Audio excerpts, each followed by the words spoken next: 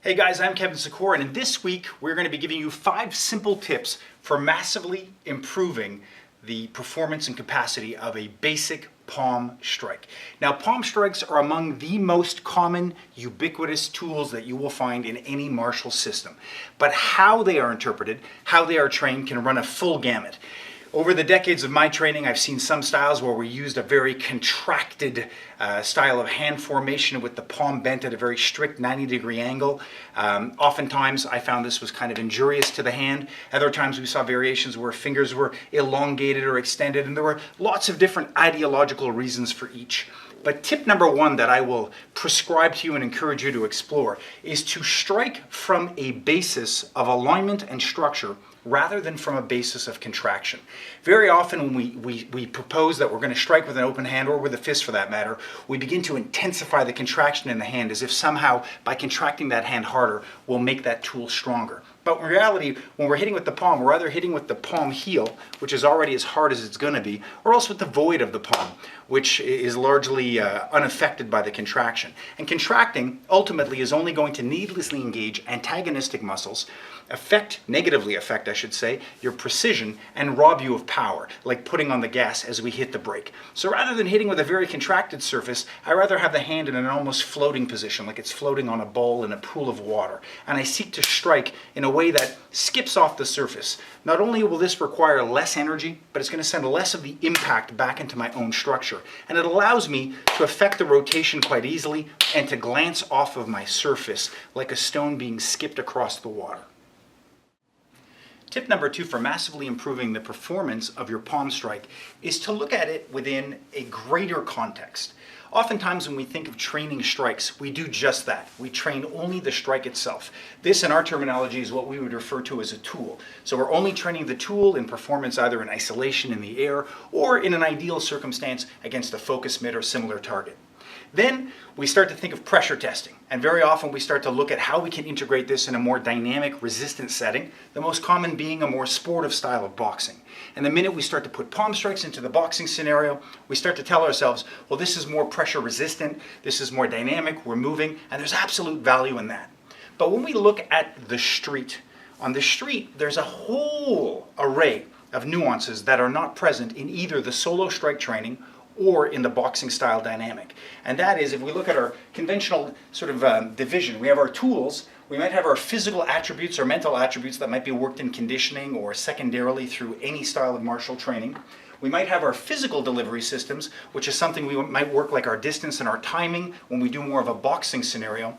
But what's often absent in these are our behavioral delivery mechanisms. And those are the emotional and behavioral justifications for those movements. In boxing, we can fake to an extent, we can do some types of deception and movement patterns, but it is nowhere near the level of behavioral application that we could get in an actual dynamic. When we have early detection, awareness, and avoidance, we have the interplay of verbal de-escalation and diffusion, we get into the role of gesture, and we're often looking at either the role of preemptively striking, where we become the ambusher, we look at the role of counter-ambushing, when we see the strike coming, we respond and we counter, or how we can recover from a complete ambush when we're overtaken. So one of the very first things I would encourage you to do when looking at something as simple as a palm strike is to always put it into a scenario-based context as well. Don't limit yourself to only tool-based training on mitts. Don't limit yourself to only sportive style dynamic sparring drills, but also make sure that you're always integrating it in scenario-based training. And the 3 next tips will be specifically catered to scenario-based training. Now, tip number 3 is to start to incorporate the twisted lead. The twisted lead is the idea that if I'm in a conventional stance, in this case my left leg forward, my right leg back, conventionally when I'm in that stance, the same side shoulder will be in line with the foot, meaning if left foot is forward, left shoulder will be forward. A twisted lead, by comparison, is any effort to take the rear shoulder more forward. And this is often used in knife defense so that we can get a cross check in. It's often used in baiting tactics to set up slips. But one of the easiest places to incorporate it is as a preload for a palm strike. Now, it's commonly understood in most defensive tactics and self-defense circles that the closest tool will be the first and fastest to fire. So if I have my lead hand up like this, naturally the fastest jab or palm strike is going to be the hand that's in front because it is closer to my subject. But that's just measuring it on an actual tool basis. If I was measuring it against a focus mitt that could move and I'm looking to strike as quickly as possible. So within that artificial isolation, absolutely that's the fastest and best strike. But if I now look at it in a behavioral context where I'm talking with somebody, oftentimes when I'm standing in front, although my lead hand might be first and fastest, it's going to be deprived of a lot of power. And at best it becomes a setup for follow-up shots. But one very simple way to create distractions and to create deceptions is to start to look in my loaded stance how I could just very naturally begin to twist. So all I'm doing is taking my rear shoulder a little bit more forward as I justify it within conversation. What this does in effect is it takes my lead shoulder a little bit further back, in effect loading it to have greater power to strike. And this is a really great way to gesturally set up my lead shot. In my solo training on mitts, when I'm doing my skills training, I'm training jabs and I'm training crosses. In sparring, most of the time, I'm going to find myself fencing with fear with my lead hand first, looking for my cross. So I've already created a very strong kinetic linkage in all of my training modalities that say jab first, follow with the cross. What we very rarely do is what's termed a right hand lead with the back hand, and it's very, very difficult to just strike with a lot of power with that lead hand without using a more demonstrative whirl of the shoulder or a unified gravity step, all of which might be a little too obvious within a verbal dynamic. So a very good way to add a little bit of extra oomph on the back of that lead jab is to be talking and to simply start leaning my back shoulder a little bit more forward.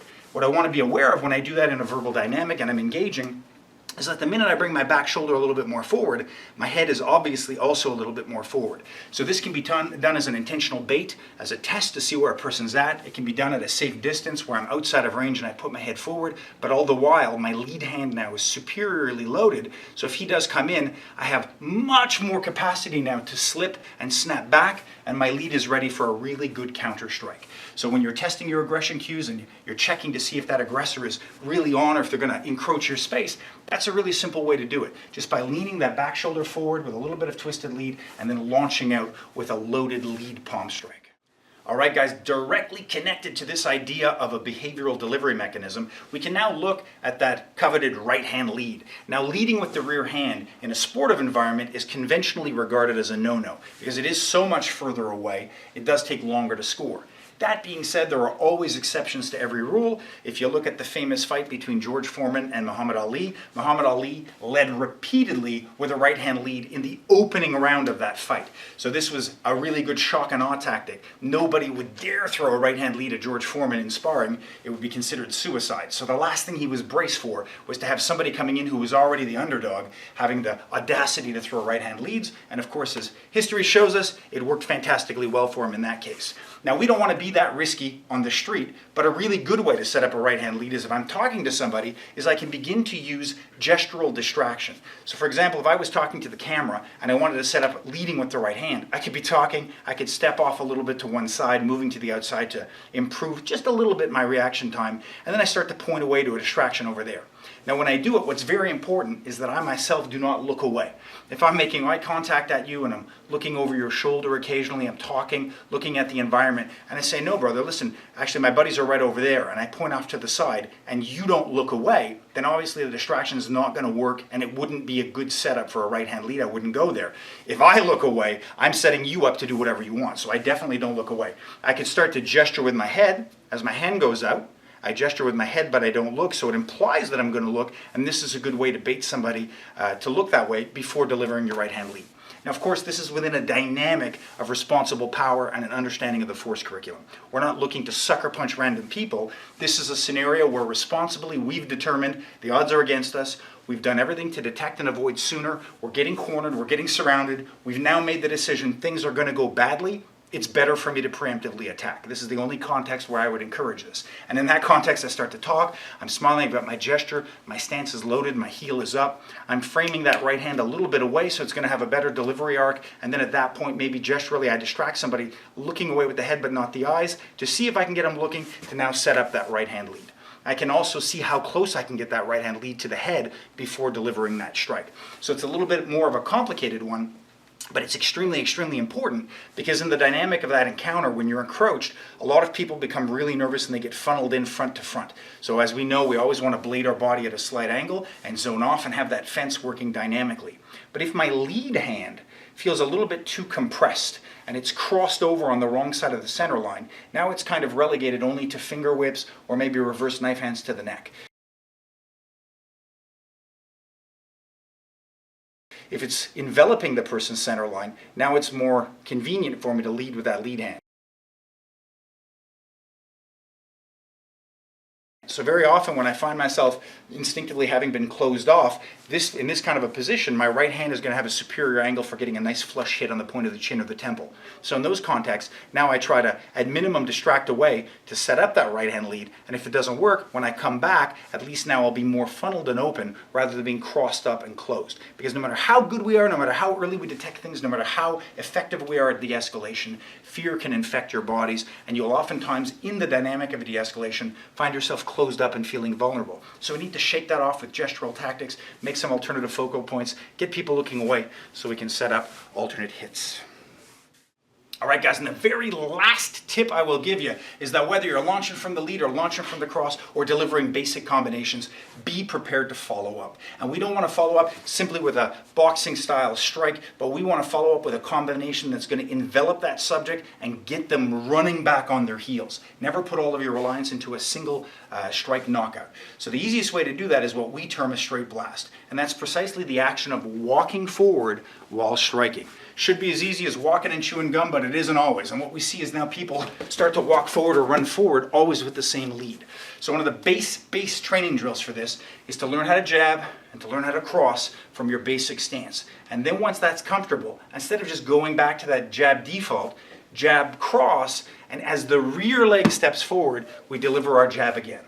Jab, cross, rear leg steps forward, we deliver the jab. So what in effect that V step, that female step is doing is that by stepping forward, it's turning former lead hand into a rear power shot. And when I step forward again, my lead hand's being turned into a power shot. So again, jabbing and crossing, and then as I step, boom, delivering a strike, and stepping, and so on. So this can be done very dynamically. That allows us to envelop and push back that subject and gets them in a complete reactive defensive mode.